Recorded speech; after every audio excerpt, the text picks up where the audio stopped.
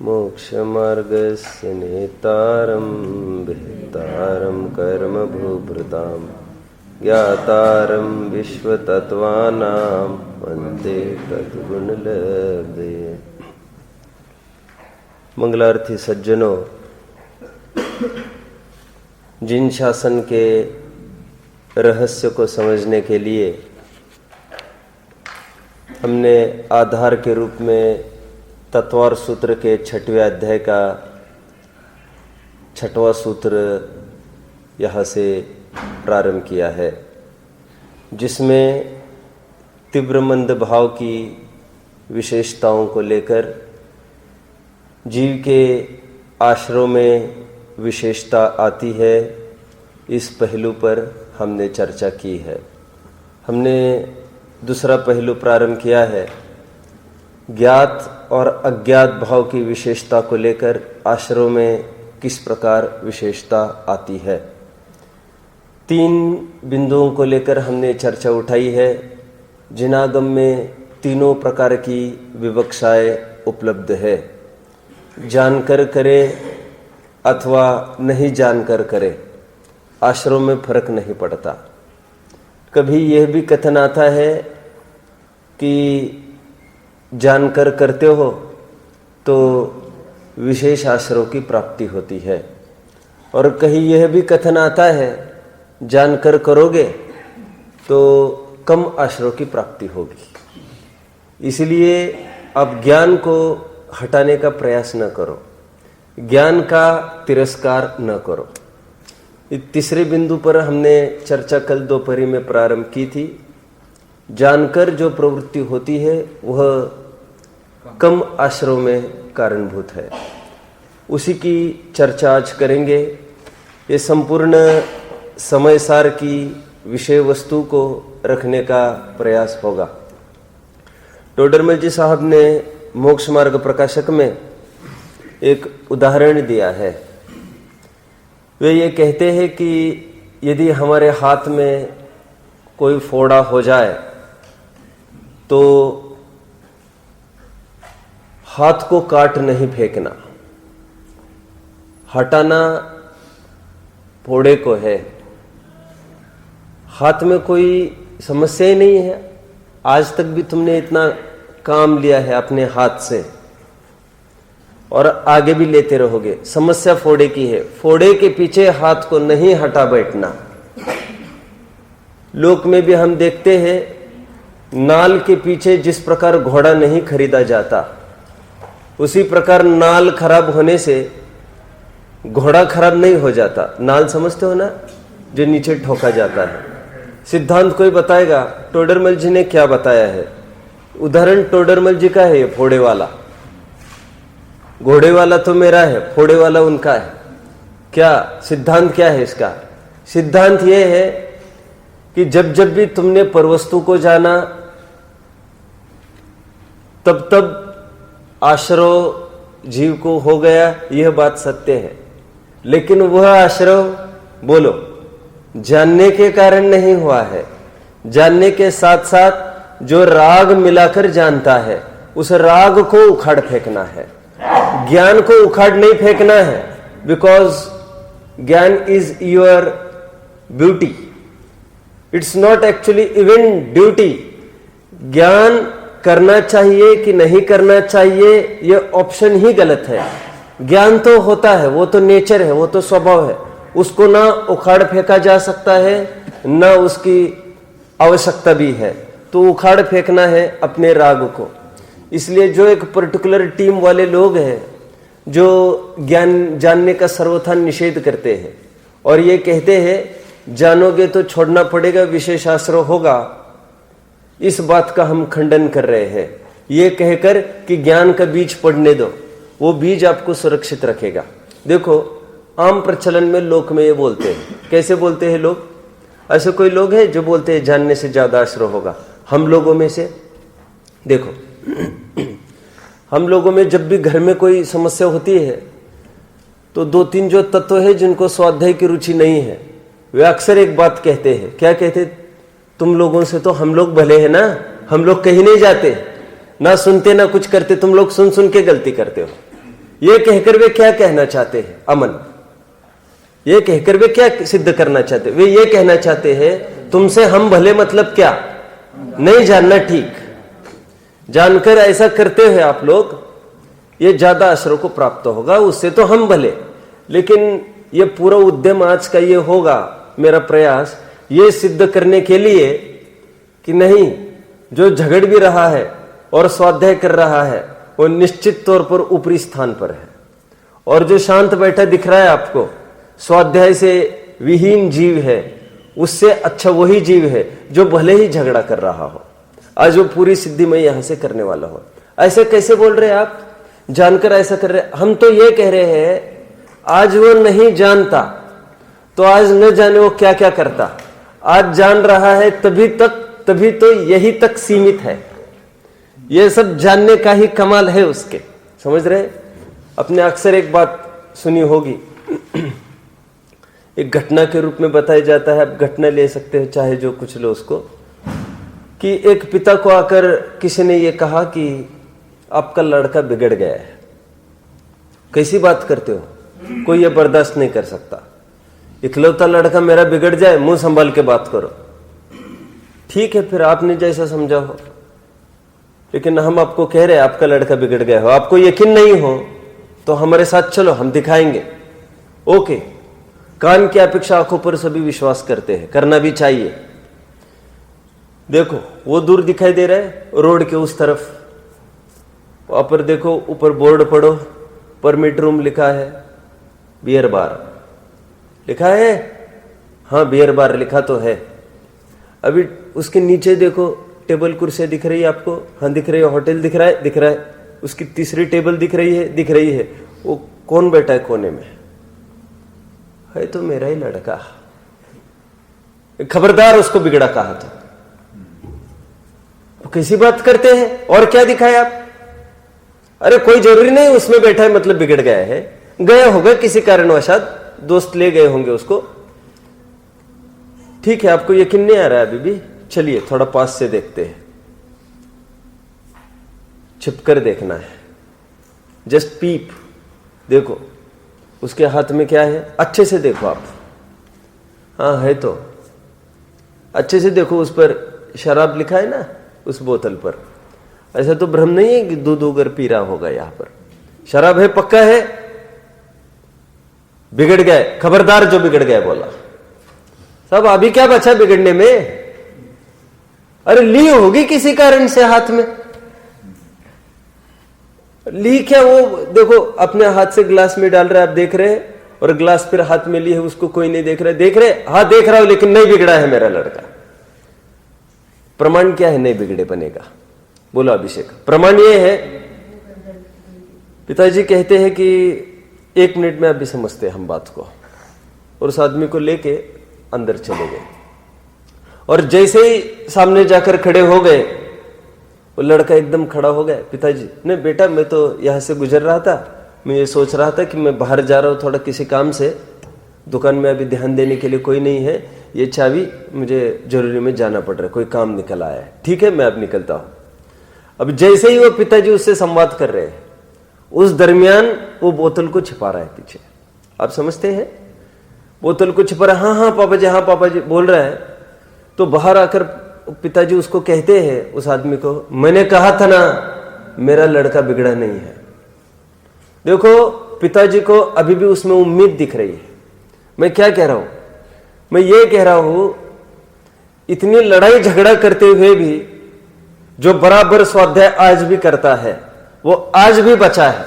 और आज स्वाध्याय का संबल नहीं होता तो जाने आज क्या क्या उत्पात कर बैठता। ये तो स्वाध्याय का बल है जिसने उसको यहां तक टिकाए रखा है, और स्वाध्याय ही का बल है जो आगे जाकर इन झगड़ों से भी वो निवृत्त होने वाला है।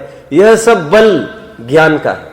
आप सब समझ रहे हैं? इसलिए समय सार की पूरी टोन जो चलती है, मैंने कल उदाहरण दिया था, दोपहरी में था क्या कोई? दोपहरी में कौन कौन थे? मैंने एक उदाहरण दिया था अंत में, हालांकि पूरा विषय मैंने कल लिया था ज्ञात अज्ञात भाव का। मैंने सोचा अभी फिर यहां पर थोड़ा सा ले ले, काफी जन नहीं थे। मैंने एक उदाहरण दिया था, दोनों एक्सीडेंट एक साथ हुए।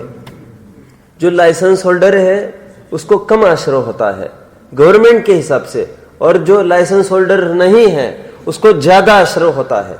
जो जानकर करेगा, क्योंकि गवर्नमेंट स्वयं ये कहती है कि वो जानता है, क्या जानता है कि मुझे गाड़ी चलाना आती है, हुई होगी गलती, और इसको जानते हुए भी, क्या जानते हुए भी मतलब गाड़ी चलाना जानता नहीं था, तो नहीं जानकर जो अपराध करता है उसको विशेष आश्रय होता है। कल मैंने बात को ली थी, समय सार की पूरी टोन है कि ज्ञानी भी विषय भोग में प्रवृत्ति करता है, अज्ञानी भी विषय भोग में प्रवृत्ति करता है, अज्ञानी को आश्रय नहीं होता। इसको गले उतारना है। आज और पुटअप करूंगा मैं इसको। जिसने समय सार भी नहीं पढ़ा हो वो समय सार की मैं थीम यहां से बताऊं। ज्ञानी को आश्रय नहीं होता, अज्ञानी को आश्रय होगा। ज्ञानी के भोग निर्जरा के हेतु है। निर्जरा अधिकार आप पढ़ोगे, ज्ञानी को निर्जरा होती है, निर्जरा होती है ऐसा कह रहे।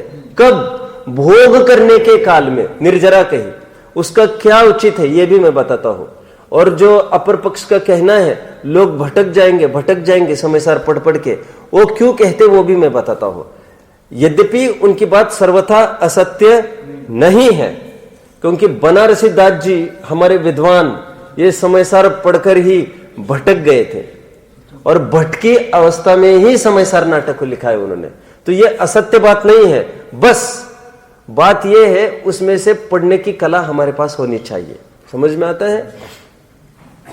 मैं हमेशा एक बात कहता हूं, जितनी भी अच्छी चीजें प्रकृति में उपलब्ध होती है वो एकदम निकृष्ट वस्तु में से ही निकालनी पड़ती है। कैसे? फॉर एग्जाम्पल मैं कहता हूं जो कैंसर की दवाइयां है ना, आज इतनी सी दवा लो कैंसर की, 40-40 हजार रुपए के इंजेक्शन है इतने, वो कहां से उपलब्ध हुए सब? ये जो अमृत का काम कर रहे हैं, ये अमृत ही है ना जो कैंसर से बचाएगा। एक देश उदाहरण है मेरा, हम बाजारू औषधि लेने के पक्ष में नहीं है, मुझे उदाहरण बस यहां पर चलाना है। मूल में वो चीज है क्या? मूल में वो चीज है जहर। जानते आप? वो एक पर्टिकुलर जाति का सांप है, लाखों रुपए ग्राम उसका जहर बिकता है, लाखों रुपए। मुझे एक जन्नो सांप दिखाया, बोले इसके माध्यम से जितना भी जहर मिलता है वो 1 ग्राम लाखों रुपए में बिकता है। इस 1 ग्राम की 10 इंजेक्शन बनती है। बोलो ये जहर में से अमृत निकालने की विद्या है, बस ट्रिक होना चाहिए उसके, और सहज उसको खाओगे जहर को तब तो मरना ही है तुमको। तो जहर में से अमृत हुआ कैसे तैयार? एक लैबोरेटरीज में यह प्रक्रिया कराई जाती है, उसको थोड़ा, इसको कहते हैं शास्त्रीय शब्दों में परिष्कृत किया जाता है। सुना है वर्ड आपने कभी? परिष्कृत करना कहते हैं उसको। परिष्कृत करने में जो उसकी प्राण मारक शक्ति है वो खत्म करते हैं और रोग मारक शक्ति को जिंदा रखते हैं। 2 शक्तियां होती है जहर में, एक तो प्राण नाशक शक्ति और एक तो रोग प्रतिकार शक्ति। प्राण नाशक शक्ति को जलाकर उसको खत्म कर देते, उसको कहते परिष्कार कर दिया हमने, तो फिर वही जहर का अंश वो बन जाता है अमृत। लेकिन आप परिष्कार के बिना सीधा उसको लोगे तब तो मरोगे। मैंने उदाहरण क्यों दिया है? ये समय सार को परिष्कार के बिना आप उसको ग्रहण करोगे मरोगे। परिष्कार करो, परिष्कार करो मतलब अपेक्षाएं समझो उसकी। भोग भोगते हुए ज्ञानी निर्जरा को प्राप्त होता है का मतलब यह है भोग भोगने के काल में निर्जरा को प्राप्त होता है, भोग के कारण नहीं। भोग के काल में जितना उसको भेद विज्ञान है उसको लेकर वह निराश्रवी बना है, भोग के कारण नहीं। समझ में आता है क्या कहा? लोक में होता है ना, रिलायंस का कोई एक यूनिट, कहीं की ब्रांच लॉस में चली गई। हम रोजाना देख रहे हैं हमारे गांव में जो ब्रांच है वो लॉस में जा रही है, बैंकरप्ट हो रही है, और बराबर अखबार में रोज पढ़ते रहते हैं रिलायंस को इतना लाभ हो रहा है, उतना लाभ हो रहा है।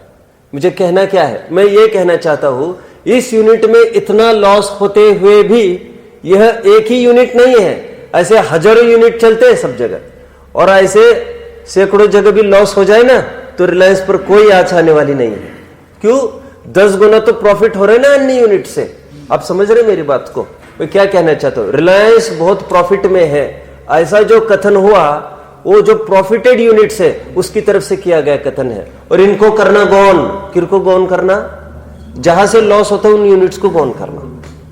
तो उसी प्रकार ज्ञानी को निर्जरा होती है, ये जो कथन है वो किसकी तरफ से देखना है? दो धाराएं ज्ञानी में चलती है। कौन सी? दो यूनिट अभी बताए रिलायंस के, एक लॉस एक प्रॉफिट का। और जब रिलायंस को प्रॉफिट के रूप में हम बताते हैं तो आपको समझना क्या है, वो एक दो यूनिट जहां पर लॉस हो रहा है उसको गौण करके चर्चा चल रही है। उसी प्रकार ज्ञानी की दो धाराएं चलती है। कौन सी धाराएं? एक ज्ञान धारा, एक कर्म धारा। उसमें कर्म धारा को करना गौण और ज्ञान धारा को करना ऊर्ध्व। भेद विज्ञान अभी जिंदा है तो उस भेद विज्ञान को लेकर कम से कम 41 प्रकृतियों का आश्रय रुक जाता है, ऐसा नियम है। ज्ञानी को नारक तिर्यंच नपुंसक क्या है वो, क्या? प्रथम नरक बिन सटभु ज्योतिषवान भवन षंड नारी, थावर विकल त्रय पशु में नहीं उपजत सम्यक धारा। ये किसकी महिमा है? ये भेद विज्ञान के कारण महिमा है। तो भोग के काल में भी सम्यक तो सुरक्षित है, वहां पर भी वो निराश्रय भी बना रहता है। वो भोग में प्रवृत्ति के कारण नहीं, भोग के काल में भी अटल रूप से वो ये जानता है क्या कि ये सब है। उसकी ताकत तो देखो, देखो इसको पुटअप कैसे करना वो समझ में आना चाहिए आपको। मैं दो बातें कहता हूं, देखो थोड़ा व्याकरण समझाता हूं। पहले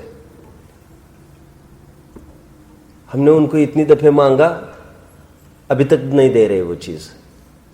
क्या? हमने तुमको 10 दफे कोई चीज मांगी, अब अभी तक नहीं दे पा रहे, शर्म नहीं आती? कोई ऐसा बोला किसी को, उसको इस रूप में भी समझा जा सकता है। किसी ने आकर पंडित जी को ये बोला, आपने 10 दफे मांगने पर भी वो नहीं दे रहा है, फिर भी आपको 11वीं बार मांगने में शर्म नहीं आती? दो लाइन का अर्थ के फर्क किसने समझा? फर्क समझ में आया मैंने क्या बोला? अभी क्या बोला? दो लाइन से बोलो, जल्दी जल्दी बोलो। समझे कि नहीं समझे तुम? मैंने क्या बोला? तो बैठो ना मेरे भाई, काहे के लिए समय बर्बाद कर रहे? ए बोल सकते हैं क्या? स्वर्णिम बोल सकते हैं? संकेत बोलो, बोलो बैठे बैठे जल्दी बोलो। अभी जैसे किसी ने 10 बार कोई वस्तु मांगी तो एक कदम तो ये हो सकता है कि तुम 10 बार में भी नहीं दे रहे हो। एक कदम ये हो सकता है कि जो मांग रहा है वो 10वीं बार 11वीं बार जाएगा तो उसे शर्म। दोनों प्रकार से पुटअप हो सकती है बात। हमको दोषी किसको सिद्ध करना है, उससे बात फलित होने वाली है। हमने 10 दफे मांगा तब भी नहीं दे रहे, तब भी नहीं दे रहे, इसमें उसका दोष दिख रहा है। हम ये कह रहे 10 दफे मांगने पर भी नहीं दिया, अपने 11वीं बार कैसे मांगा? आपको समझ में आना चाहिए था कि नियम बाह्य चीज है, आपका हठाग्रह अच्छा नहीं है, दोष आप ही का है। आप समझ रहे हैं? अभी इसमें कैसे पुटअप करेंगे? ज्ञानी भोग भोगते हुए भी निर्जरा को प्राप्त होता है, निराश्रय भी बना रहता है। भोग भोगते हुए भी निराश्रय को प्राप्त होता है। हमको ऐसा लगता है ये कितना अन्याय हो रहा है, लेकिन इसको दूसरी तरफ से पुटअप करो। किस तरफ से पुटअप करेंगे? अभी ये भोग भोगने के काल में भी इसका ज्ञान अभी भी सुरक्षित है, ये कितनी महिमा है। आप कहते हो ज्ञानी होकर भी भोगते हैं, शर्म नहीं आती आपको? हम कहते हैं भोगते हुए भी उनका ज्ञान उन्होंने सुरक्षित रखा है, ये कितना बल है उनका। और ज्ञान सुरक्षित रखा है मतलब ये है। आप समझते हो? उपवास करना बहुत सरल है। और बोलो दूसरी बात, अनशन करना बहुत कठिन है। अनशन मतलब बहुत अच्छी भोजन की थाली है और उस पर अंतराय आए और बीच अंतराय छोड़कर उठना, यह बहुत बड़ी बात है। इसलिए अनशन से बड़ा तप अमोदर्य को कहा है। भोजन का त्याग करना सिंपल थिंग है, बिना नमक का भोजन करना बहुत बड़ी बात है। रस परित्याग बड़ा तप का है अनशन से। हमारी भ्रामक कल्पना को छोड़ो। कौन सी भ्रामक कल्पना को छोड़ना? अनशन ये बहुत बड़ा तप है, छोड़ो। अनशन से बड़ा तप अवमोदर्य, उससे भी बड़ा तप रस परित्याग। ये क्यों बोल रहा हूं मैं? क्यों बोल रहा हूं? अरे बोलो ना, तात्पर्य क्या है कहने का? ये भोजन छोड़ना तो बहुत सरल बात है, लेकिन बोलो एकदम हरी भरी पंच पकवान की थाली छोड़कर उठना, ये बहुत कठिन बात है। सिद्धांत बोलो, सिद्धांत बोलो। भोग में रहते हुए भी उससे निवृत्त रहना, यह बहुत बड़ी बात है। भोगों से दूर रहना ये जुदी चीज है। इसलिए लोग कहते हैं ना, ब्रह्मचर्य पालना, अखंड ब्रह्मचर्य लेना, बाल ब्रह्मचारी बनना बहुत सरल चीज है। शादी करके कोई ब्रह्मचर्य से रहकर दिखाए, क्यों? रात दिन आमने सामने उठने बैठने हैं, रात दिन दिखने हैं, और ऐसे में तुम ब्रह्मचर्य पाल के दिखाओ। बाल ब्रह्मचारियों को तो कोई साधन ही नहीं है, और समाज गाला पकड़ने वाला है बार बार। तुम ऐसे देख रहे थे, तुम टीवी देख रहे थे, तुम रेडियो सुन रहे थे, यहां पर कौन गाला पकड़ने वाला है हमारा? हमको तो लाइसेंस दिया है गवर्नमेंट ने, पब्लिक ने, समाज ने लाइसेंस दिया है कि तुम भोग सकते हो, और उस लाइसेंस के बीच में हमने नहीं भोगा, ये हमारा बल है। आप पकड़ रहे हो मेरी बात को? चर्चा किसकी चल रही है? जानता हुआ भी भोग की प्रवृत्ति करता है। लोग कहते शेम, जानकर भी भोग में प्रवृत्ति करते हैं। हम ये कहते don't blame. Why don't blame? ये तो सराहनीय बात है कि भोग में प्रवृत्ति करते हुए भी ज्ञान सुरक्षित रखा उसने। ज्ञान सुरक्षित रखा मतलब उस भोग को हे मान रहा है। भोग करने के काल में भोग को हे मानना, यह बहुत बड़ी बात। आप पकड़ रहे? ये एक पक्ष मैंने उजागर किया। ये पक्ष कौन सा है? कि ज्ञानी जानता हुआ भी भोगों में प्रवृत्ति करता है, उसको कम आश्रव कहा है। अभी दूसरा, ये आगम कहता है कम आश्रव है, अध्यात्म ये कहता है उसको कोई आश्रव नहीं। दो बातें मैंने बोली अभी। कौन सी बातें बोली? बोलो। आगम कहता है कम आश्रव है ज्ञानी को, एक शरीर की प्रवृत्ति। एक उदाहरण भी आया उसके लिए बहुत अच्छा। हिरण कुछ खा रहा है, बिल्ली कुछ खा रही है, ज्यादा आश्रव किसको हो रहा है? बिल्ली को। ऐसा क्या हुआ जो बिल्ली को ज्यादा आश्रव? और हमने स्वयं अपनी आंखों से देखा है, हिरण के सामने इतना बड़ा ढेर है, बिल्ली के सामने इतनी सी चीज है, और तब भी हिरण को क्या बताया जा रहा है? यह आसक्त नहीं है, यह प्राणी। कैसे परीक्षा हो उसकी? अभी परीक्षा करते हैं। चुपचाप जंगल में जाओ, हिरण कुछ खा रहा है, एकदम दूर खड़े रहकर थोड़ी सी थाप, इतनी भी सुने वो हिरण, किंचित चुटकी भर की आवाज, इतने में देखना 10-5 छलांग में जाएगा, किलोमीटर दूर दौड़ जाएगा। वो घास खा रहा है बेचारा। और जो बिल्ली है ना, जो इतनी सी चीज खा रही है, अब डंडे लगाना पीछे से, वो चूहे को छोड़ने वाली नहीं है। आसक्ति किसको ज्यादा? आसक्ति उसको एकदम उपादेय बुद्धि से खा रही। ये हिरण का उदाहरण क्यों दिया? ये ज्ञानी भोग भोगने के काल में बहुत सावधान है, उनके भ्रम में नहीं आना। अभी अभी युद्ध करके आए हैं, तुम बोल रहे हैं 6 खंड को जीत कर, अरे रोते रोते गए। हमको पूछो कैसी विदाई हुई है भरत की, आप जानते हो ना? भरत की मां ने वो कहा, भरत तुम रो रहे हो? 6 खंड के अधिपति होने वाले, दिग्विजय को निकलने वाले आदिनाथ के पुत्र, और तुमको क्या आपत्तियां पड़ी? इतने सौभाग्यशाली तुम। क्या कहा था भरत ने? मां चाहे जो कुछ कहो, बोलो, मुझे भाग्यशाली मत कहो। कितने ही जीव अपने राजनगरी के यहां पर बैठकर दिव्य ध्वनि का लाभ लेंगे, और मुझे दिव्य ध्वनि छोड़कर ये दिग्विजय करने के लिए जाना पड़ रहा है। It's a shame. चक्रवर्तित्व भरत का गौरव नहीं, मजबूरी है। मजबूरी पढ़ा है आपने सत्य की खोज में, एक कहानी आई है पूरी। बोलो, चक्रवर्तित्व भरत का गौरव नहीं हो सकता, वह भरत की मजबूरी है। मजबूरी। अब कम से कम इसको सौभाग्य मत कहो। कहां तक आए? दो पक्ष को खड़ा करना है आपको, ज्ञानी और अज्ञानी दोनों खड़े हैं।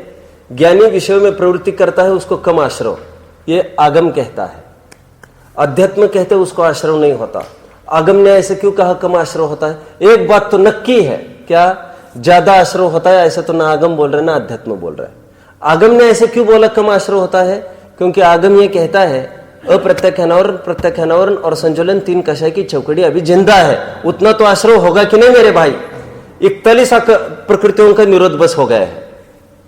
महाघात की प्रकृतियां नहीं बंधेगी। मिथ्यात्व है आदि आदि, नरक गति है, नरक गत्यानुपूर्वी है, नरक आयु है, 1 इंद्रिय है, 2 इंद्रिय है, 3 इंद्रिय है, 4 इंद्रिय, जो अभी गिन कर दिखाई ना, स्थावर है, सूक्ष्म है, ये ऐसी प्रकृतियां नहीं बनती सम्यक दृष्टि को। महाघात की 41 प्रकृतियां सम्यक दृष्टि को नहीं बनती।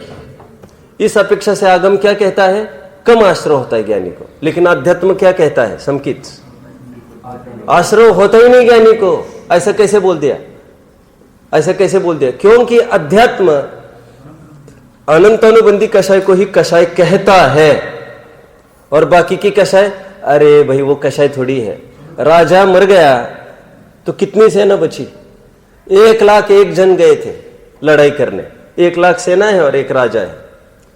राजा मर गया, 1,00,000 में से 1 माइनस करो, कितने रहते हैं? कितने रहे? ये मैथमेटिशियन इसका उत्तर नहीं दे सकता, युद्ध का ज्ञाता इसका उदाहरण उसका उत्तर दे सकता है। बिरबल को प्रश्न पूछा कोर्ट में, बिरबल ने पूछा, समझ लो, बोलो 27 में से 20 गए, कितने रहे? क्या प्रश्न है? सॉरी, 27 में से 9 गए, कितने रहे? ऐसा बोलो अच्छे से। 27 में से 9 गए, कितने रहे? तो बिरबल बोला कितने रहे वैसे? और गणित का विशेषज्ञ क्या बोलेगा? और ये कोई पूछने का विषय है राजसभा में? 27 में से 9 गए, कितने रहे? इस प्रश्न में कोई दावपेच है, समझना चाहिए था तुमको। ये गणितज्ञ की बात नहीं है, यहां पर लॉजिक लगाओ। और 27 में से 9 जाते हैं तो 0 रहते हैं, ऐसा कैसे हो गया? अरे 27 नक्षत्रों में से 9 नक्षत्र यदि सूखे चले जाए तो 18 नक्षत्रों में क्या निहाल करेगा? क्या निहाल करेगा वो किसान? तो पानी नहीं बरसा तो अभी साल भर बाकी के महीने तो अच्छा रहेगा ना, वो 8 महीने तो सुख से रहेगा कि नहीं रहेगा? समकित रहेगा ना? हाँ, क्या बोल रहे? और जब पानी नहीं बरसेगा, ये 4 महीने पर आधारित है, आने वाले 8 महीने, तो ये 4 महीने यदि 0 हो जाए तो पूरा ईयर 0 है। जैसे आपके लिए उदाहरण दूं मैं बहुत अच्छे से, आप घर से यहां पर आए, आप 1 घंटे की क्लास में नहीं आ सके सुबह, आपको पूरा दिन बर्बाद हो गया।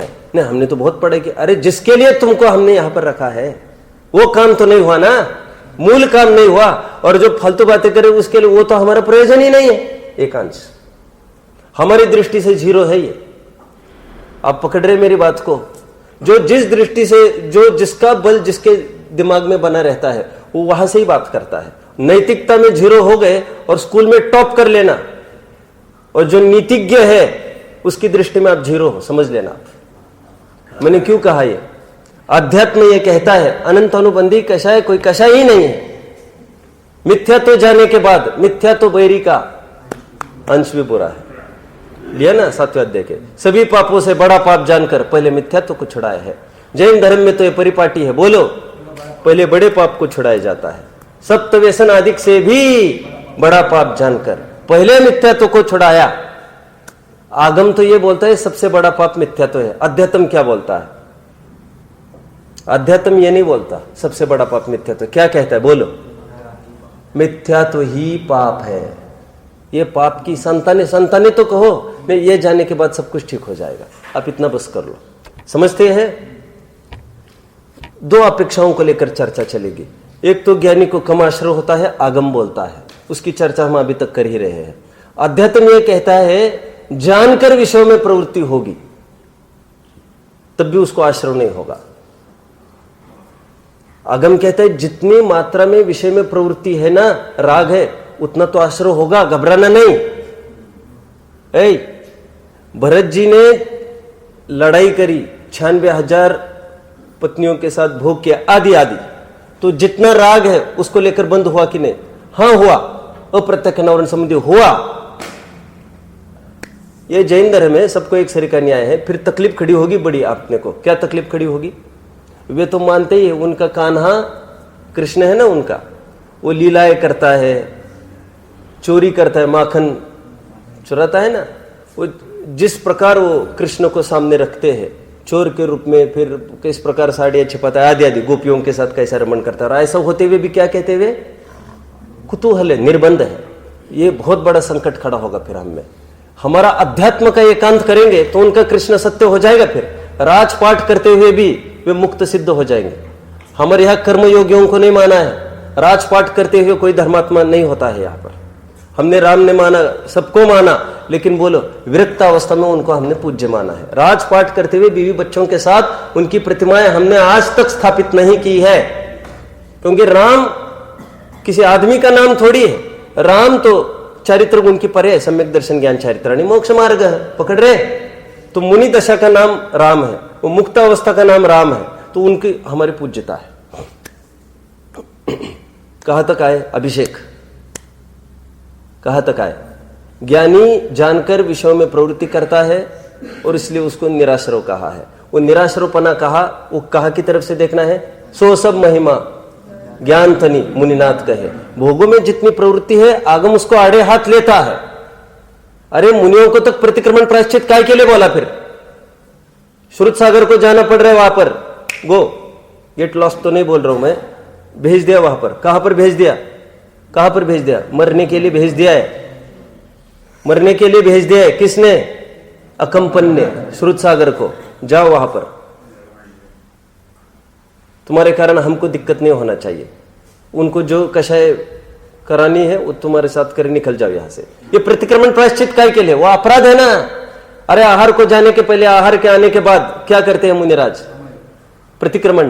प्रतिक्रमण उनके आवश्यकों में गिनाया है। आवश्यकों में तुमको ख्याल में आता हो गलती की हो तब भी जाकर हाथ जोड़ना, नहीं ख्याल में आता हो ना तभी you will have to do.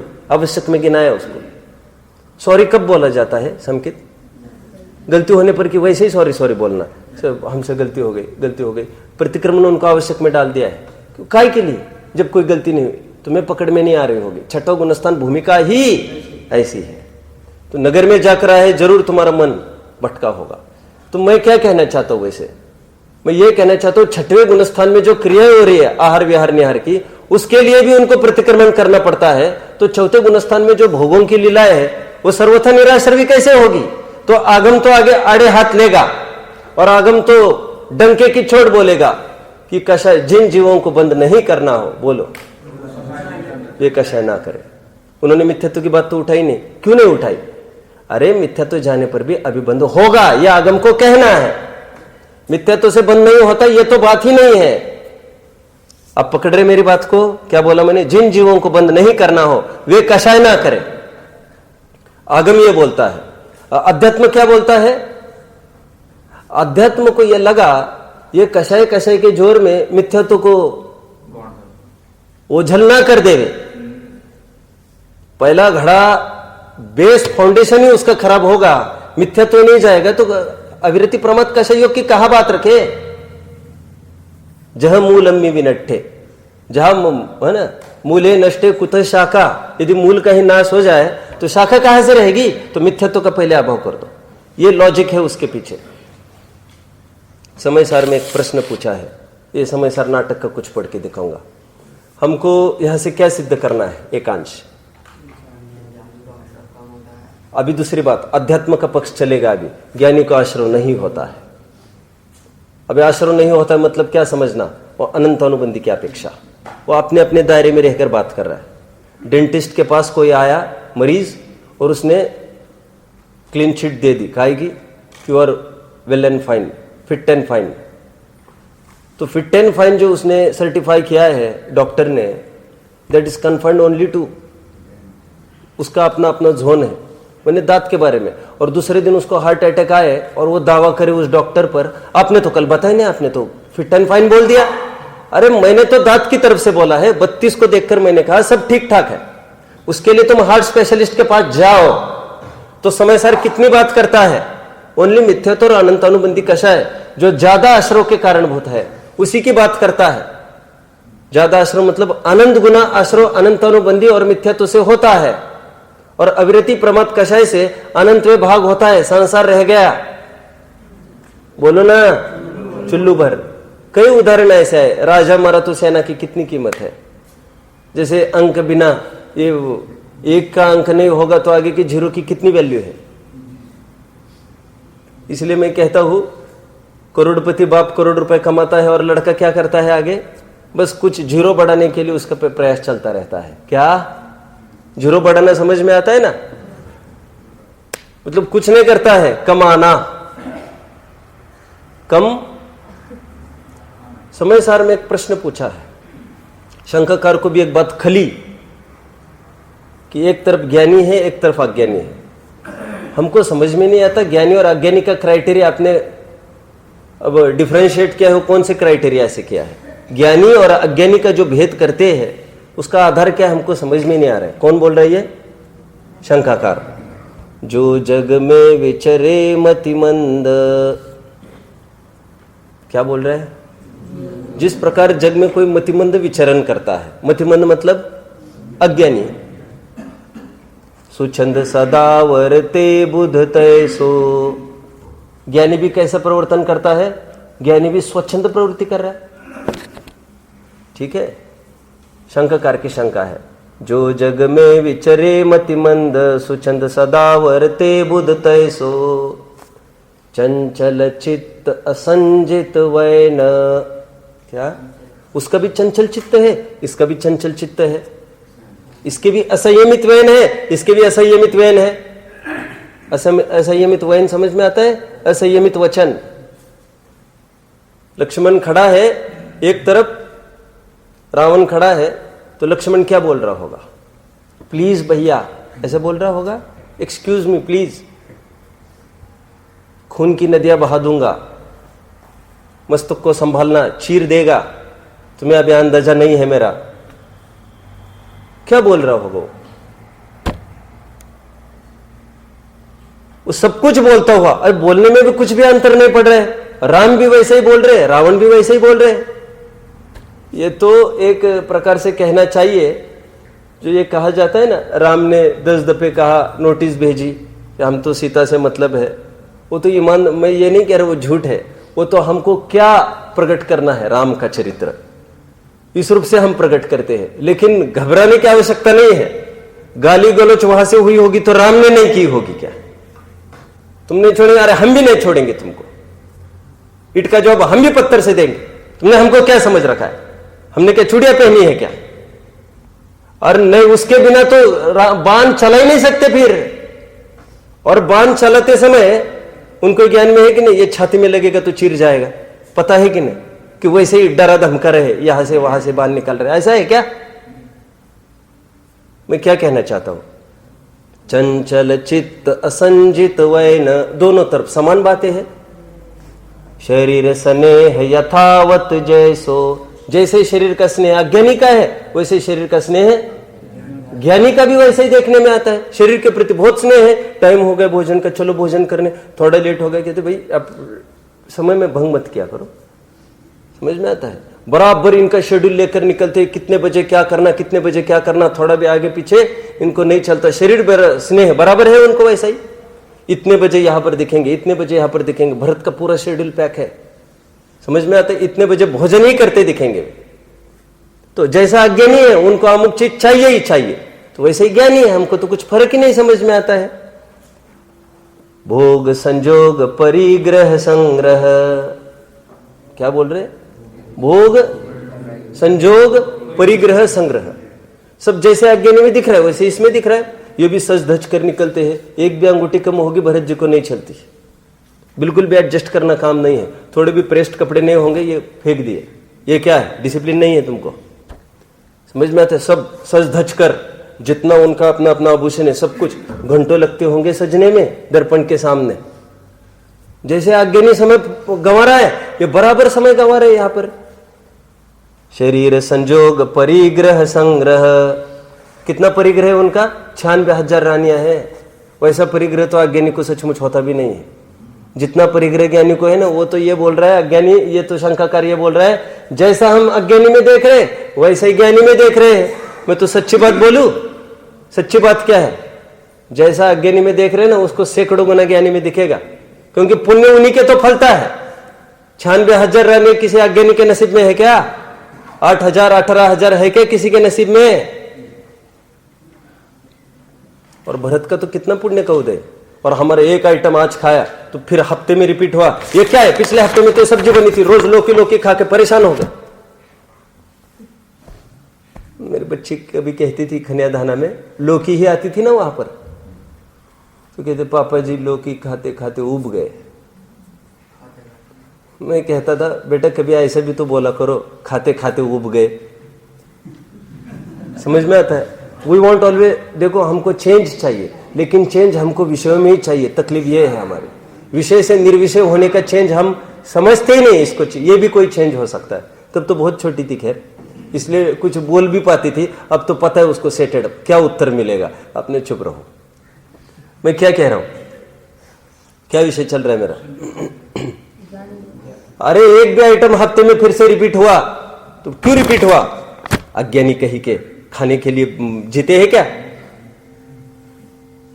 जीने के लिए खा रहे क्या कि खाने के लिए जी रहे? You are eating to live कि लिविंग टू ईट? क्यों? भरत जी का क्या होता है तुम्हें जानते हैं? एक आइटम खाया तो सेकंड ईयर ही उसका उद्घाटन होगा फिर से। आज जो आइटम खाए ना उसने 1 जनवरी को, अगले 1 जनवरी को खाएगा वो। साल भर रिपीट नहीं होता मेनू, सब्जी ही रिपीट होती होगी ऐसा नहीं, मिठाई भी और नमकीन भी, सब कुछ रिपीट, रोटी भी रिपीट। रोटी पूड़ी पराठा इतने 3 आइटम पता है हमको, गेहूं के वो 365 आइटम बनते हैं वहां पर, रिपीट एक भी चीज नहीं होती। तो तुम तो ये कह रहे अज्ञानी में और ज्ञानी में एक समान कैसे दिखाई दे रहा है सब कुछ? हम कह रहे एक समान नहीं है। तो घबराओ मत, हम ये नहीं कह रहे हैं ज्ञानी के कम है, हम तो ये कह रहे हैं ज्ञानी के बहुत है। समझ में आता है? क्या बोला? भोग संजोग परिग्रह संग्रह मोह विलास करे जहमय सो। और बराबर मोह विलास ऐसा ही करता है। Sky is the limit for him, no sky is also not the limit. क्यों? आगे पढ़ाओ, आगे पूरा 6 खंड का कब्जे में करना है। कितना कमाना है इनको? अमर्याद असीम कमाना है इनको। समझ में आता है? मोह विलास करे जहमय सो पूछत शिष्य आचार्य सो यह सम्यकवंत निराश्रव कैसो। अब वो पूछ बैठा आचार्य को, क्या पूछ रहा है वो? कि ज्ञानी को आप निराश्रवी कैसे कहते हो? इतनी नाटक तो बाहर से दिख रहे हैं। समझ में आता है? भाई भाई के प्रॉपर्टी के पीछे हम लड़ते सो वो लड़ रहे वहां पर। उसने तो सीधा देखो बाहुबली पर चक्र चलाया है, हमने तो आज तक ऐसा नहीं किया है। समझ रहे? हमने तो कानून अपने हाथ में नहीं लिया आज तक, हम तो कोर्ट से ही लड़ रहे हैं और वो तो कानून अपने हाथ में ले रहे। अरे कानून वही तो कानून है, राजा ही है ना वो, सब कुछ कर सकता है वो और हम कुछ नहीं कर सकते, उसका कहना है। आचार्य देव क्या उत्तर देते हैं? आचार्य देव ने देखो कैसा उत्तर दिया। पूरब अवस्था जे कर्म बंद कीने अब ते उदय आई नाना भांति रस देत है। कह रहे तुम समझते नहीं हो। मैंने कल एक बात कही थी दोपहरी में, what is vision? Vision is the way to see, not is just seeing, it is a daring to see that is invisible. अदृश्य को देखने की ताकत ये किसकी हो सकती है? ज्ञानी तो देख ही रहा है, तुम भी देखने का प्रयास करो। वो क्या देखते होंगे? ज्ञानी भोग करता दिखाई दे रहा है, तुमको दिखाई दे रहा है। लोग कहते हैं ना वो उस भोगता नहीं है, वो भुगतता है। जैसे पाप कर्म का उदय में अपन कहते हैं ना, अरे भाई आ गया पाप कर्म का उदय, क्या करे? वैसे ही वो पुण्य कर्म में भी ऐसे सोचता है। तो पाप कर्म आप टाल सकते हैं क्या? रोग आए तो आप टाल सकते हैं क्या उसको? मेरा प्रश्न है। तो वो कहां से टाल सकता है 96,000 रानियों को? टाल ही नहीं सकता, अटल है। विरक्त रहना उसके हाथ में, हटाना जुटाना उसके हाथ में नहीं है। वाह रे वाह, प्रतिकूलता ही तो साम्य भाव हो सकता है, अनुकूलता ही तो साम्य भाव कैसे नहीं हो सकता? ये कोई छीना झपटी से हासिल किया माल है क्या? विरक्त है कह रहे, ज्ञानी जन बोल रहे हैं, कह रहे 6 खंड तुमको जो दिख रहा है ना, असीम और दौड़ना, नहीं दौड़ना है उसको कहीं भी। इसलिए तो सबसे पहले कहा हाजिरी लगाई उसने, एक साथ 3 खबरें आई ना भरत को कोर्ट में। कौन कौन सी? चक्र रत्न की प्राप्ति, पुत्र रत्न की प्राप्ति और उनको रत्नत्रय की प्राप्ति। 3 रत्नों की मिलने की वार्ता आई। और सबसे पहले कदम कहां पर बढ़े हैं? पुत्र रत्न की तरफ नहीं। रोजाना बच्चे पैदा हो रहे, उसमें क्या अट्रैक्शन है उनको? समझ में आया? और एक तो चक्र रत्न की ये वर्कशॉप में आकर पड़ा है, वो चक्र जाना पड़ेगा। वो समझ रहे माथे पर कितना बड़ा बाहर आ गया है आदमी। सबसे पहले कहां पर गए?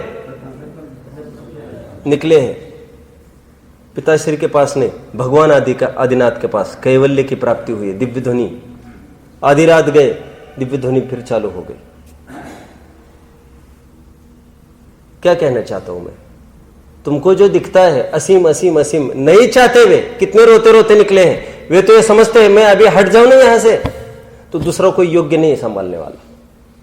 तो राग है उनका, बने रहते हैं। समझ में आता है? मैं हमेशा इसलिए कहता हूं ये थोपा थोपी के पद होते हैं। क्या कहा? थोपा थोपी के पद समझते हैं? आचार्य पद है ना, आचार्य पद, ये थोपा गया पद है। इट्स नॉट लाइक कि 10 जनों ने एप्लीकेशन लिखा होगा कि मुझे आचार्य बनना है, मुझे इतना एक्सपीरियंस है, प्लीज कंसीडर। ऐसा होता है आचार्य पद का? अरे थोपा गया पद है, आचार्य देव बुलाते हैं, आ जाओ आचार्य पद हम तुमको दे रहे। माफ करना साहब, हमको बलि का बकरा काय के लिए बना रहे वास्तव में? और याद किया, क्यों याद किया होगा? कोई आचार्य पद तो नहीं दे देंगे? माथा ठनक जाता है, क्यों याद किया इस प्रसंग में? आचार्य पद तो नहीं दे देंगे। और समझो, वो मैंने कई बार बच्चों को कहते वो स्थिति कैसी होती होगी, मैंने मेरी कल्पना में खड़ी की है, कहीं लिखी पढ़ी नहीं है मैंने। वो स्थिति ऐसी होती होगी, आया कोई उमा स्वामी आए, किसके सामने आकर खड़े हुए? कुन के सामने। आपको कुन ने याद किया, किसी ने कहा, उमा स्वामी को दिमाग गर्म होने लगा। किस रूप से लेकर? मुझे आचार्य पद तो नहीं दे देंगे, आचार्य पद तो नहीं दे देंगे, नहीं दे देंगे। और आखिरकार वही हुआ जो होना था, आपको आचार्य पद देते। साहब हम ही मिले क्या आपको? किसी और को पकड़ो ना। सुनो सुनो, कुन क्या कहते हैं फिर? कुन ये कहते हैं, मैं समझता हूं मैं तुमको बलि का बकरा नहीं बनाना चाहता, लेकिन फिर एक काम करो, मुझे तो आत्मकल्याण करना है, मुझे अनुशासन प्रशासन करना होता तो मैं काय के लिए आता। कौन बोल रहा है? उमा स्वामी बोल रहा है। तो कुन उसको बोलते फिर एक काम करो, तुम्हें आत्मकल्याण करना है और क्या, एक काम करो फिर ले लो समाधि तुम।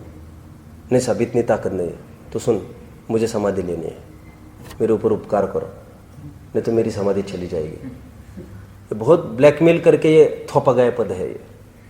मैं तो कहता हूँ ये खो के पद होते ना, खो के, अपने माथे खो पड़ा तो फटाफट दूसरों के माथे पटक देना उस खो खेला है कभी?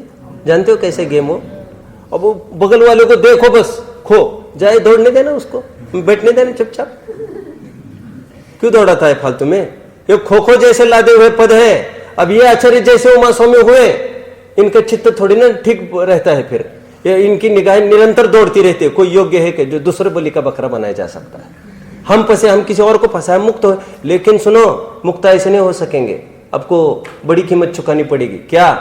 समाधि लेने की तैयारी चाहिए तो सामने वाला तैयार होने वाला है, अन्यथा वो भी तैयार नहीं होगा। फिर मोफत में है क्या? मेरे ऊपर उपकार करो, क्या वैयावृत्ति करो, मेरे वात्सल्य करो, क्या मुझे आत्मकल्याण करना है, समाधि लेनी है। अब इसमें कौन ना बोलेगा? तो मेरी समाधि नहीं हो पाएगी, और दूसरा कोई योग्य नहीं है जिसको मैं अपॉइंट करके चला जाऊं, तहस नहस हो जाएगा, मेरे माथे आएगा पूरा। ये पद को छोड़ने का अपना अपना टर्म्स एंड कंडीशंस होता है ना। फोन करके बोल दिया हमने आज हम नहीं जमेगा, नहीं चलेगा, ऐसा सब व्यवस्थित करके रिजाइन करना पड़ता है।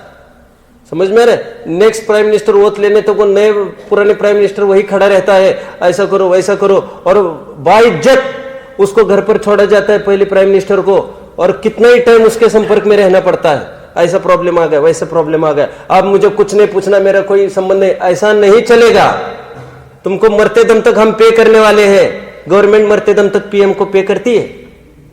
ऐसे थोड़ी पीएम का रूल हो गया तो पे काय के लिए कर रहे? फिर हम तुमको गाइड करना है। ऑथोरिटीज पावर्स तुम्हारे हाथ में कुछ नहीं है, लेकिन तुम्हारे नॉलेज का पूरा लाभ हम उठाने वाले हैं। आप सब मेरी बात को समझ रहे हैं? मैंने क्यों कहा इतना सारा? वो भरत जी के दिल को जाकर पूछो ना तुम। वो कहते दूसरा कोई दिख नहीं रहा है मुझे, मैं अभी हाल चला जाऊं छोड़ के। और रामचंद्र जी जो चले गए थे भरत जी के भरोसे छोड़ के, भरत जी तो फिर भी स्वयं ही काबिल नहीं मान रहे थे, दुनिया क्या काबिल मानेगी उनको? नहीं तो बैठते ना फिर सिंहासन पर।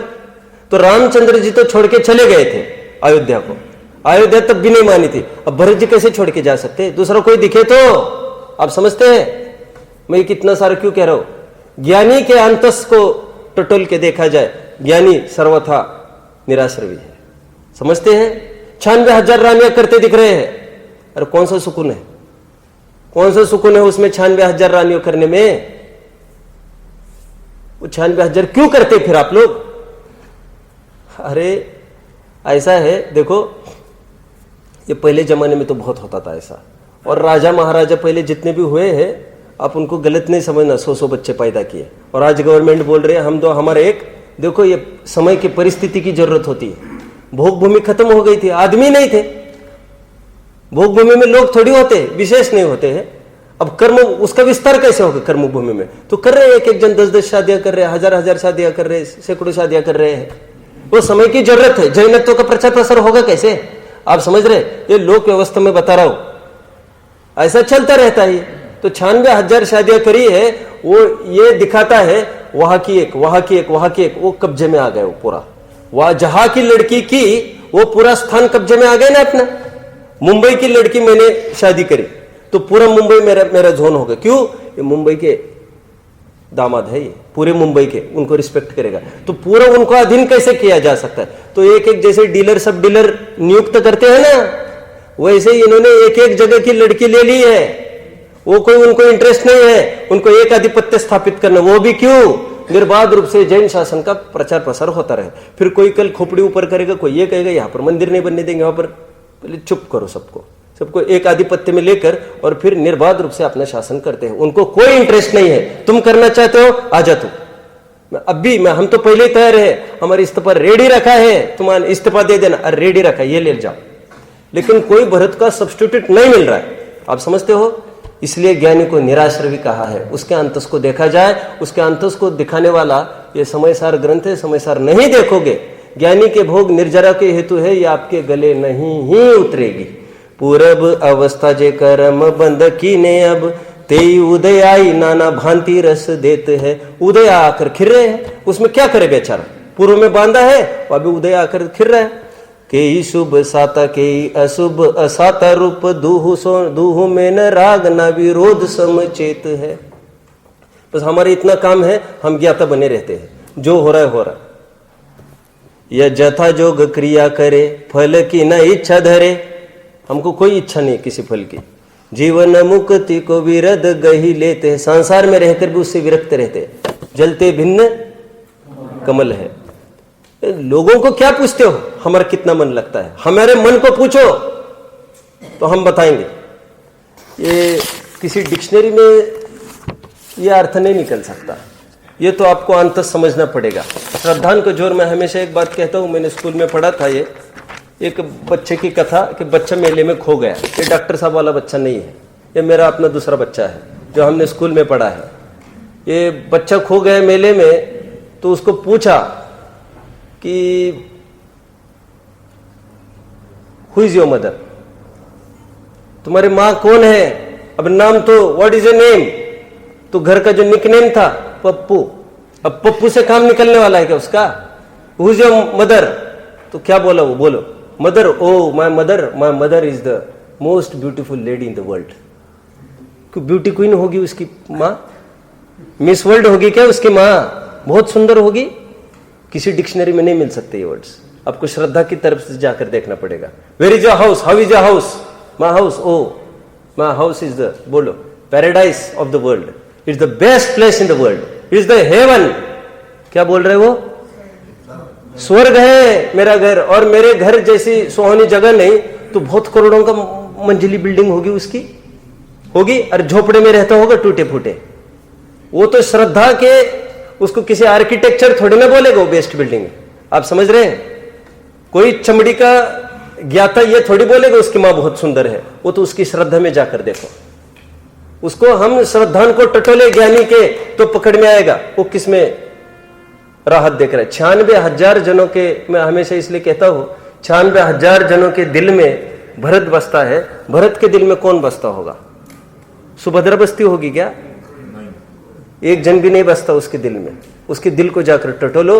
फालतू में ब्लेम करने में, ज्ञानियों को ब्लेम करने में हमारा क्या बिगड़ रहा है? समझ में आता है? कर्म ने जबरन उनको सजा दी है, कर्मों ने पहले ही सजा दी है, और तुम ऊपर से काय के लिए ब्लेम करते हो? ये ज्ञानी भोग भोगता हुआ भी निराश्रवी है। ये पद ज्ञात अज्ञात भाव की विशेषता से आश्रव की विशेषता होती है, हमने देखा। ओम नमः।